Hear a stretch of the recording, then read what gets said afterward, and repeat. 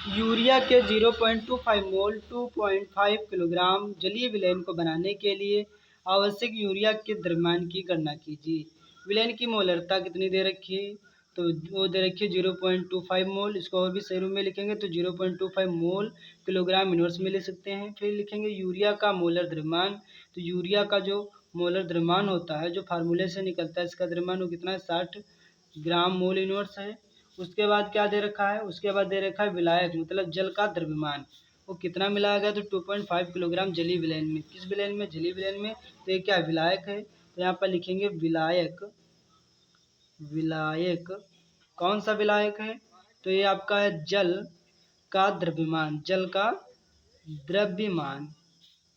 तो जल का द्रव्यमान कितना दे रखा है? तो 2.5 किलोग्राम। कितना दे रखा है? 2.5 किलोग्राम दे रखा है। अब यहाँ पर देखो सवाल में कह रहा था कि क्या कीजिए? यूरिया के द्रव्यमान की गणना कीजिए। तो यहाँ पर से फार्मूला पढ़ा होगा विलयन की मोलरता का। किसका पढ़ा होगा? तो फार्मूला पढ़ा होगा विलयन की विलयन की मोलरता। तो विलयन की मोलरता का फार्मूला क्या होता है?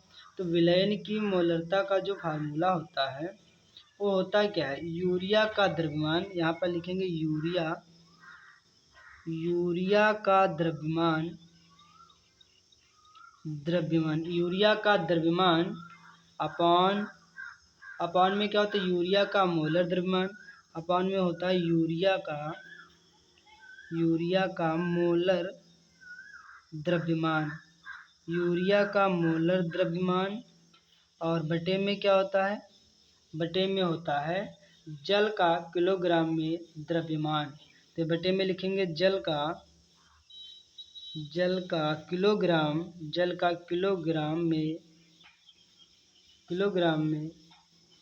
द्रव्यमान। जल का किलोग्राम में द्रव्यमान। अब यहाँ ध्यान से देखेंगे। अब यहाँ क्या देखेंगे? जो हमें विलयन की मोलरता, क्या विलयन की मोलरता कितनी दे रखी है? वो आपके दे रखी है 0.25। तो यहाँ पर लिखेंगे 0.25 बराबर में देखेंगे यूरिया का द्रव्यमान। और हमें क्या करना है? हमें सवाल में कह रहा था कि क्या कीजिए? यूरिया के द्रव्यमान की गणना कीजिए। कहने का मतलब है कि मुझे यूरिया का द्रव्यमान को फाइंड करना है। तो यहाँ पर लिखेंगे यूरिया का द्रव्यमान। जो ऐसे लिखा रहेगा यूरिया का द्रव्यमान मतलब भार। बटे में क्या रहेगा? बटे में यूरिया का मोलर द्रव्यमान। ये कितना दे रखा है? यूरिया का मोलर द्रव्यमान। तो यहाँ पर देखेंगे जो यूरिया का मोलर द्रव्यमान है वो 60 दे रखा है। तो यहाँ पर लिखेंगे 60 अपॉन में लिखेंगे जल का किलोग्राम में द्रव्यमान। वो कितना दे रखा था? 2.5। अब यहाँ से देखेंगे ध्यान से स्टूडेंट्स, ये जो बटे में लिखा कहाँ चला जाएगा? गुणे में चला जाएगा। तो ये जो है 0.25 ऐसे रहेगा। बराबर में रहेगा यूरिया का। लिखेंगे यूरिया का द्रव्यमान। क्या लिखेंगे? यूरिया का द्रव्यमान। और बटे में क्या रहेगा? बटे में रहेगा 60।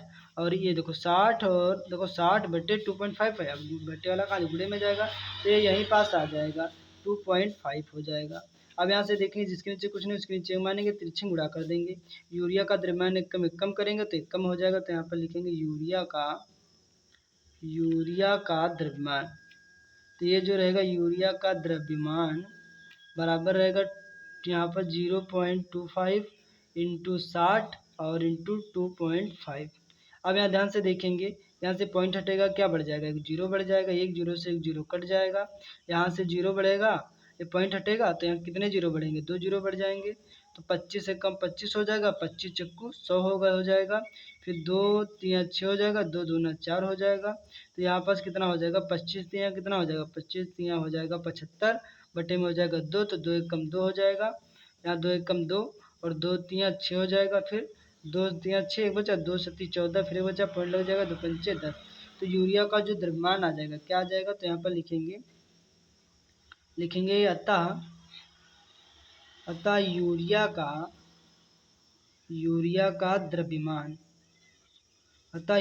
का द्रव्यमान वो कितना निकल के आ जाएगा? 37.5। तो यही हमारा स्टूडेंट्स, यही हमारा क्या हो जाएगा? राइट आंसर हो जाएगा। ये जो आंसर आएगा वो किस में आएगा? तो ग्राम में आ जाएगा। आशा करता हूँ न्यूमेरिकल आपके समझ में आया होगा।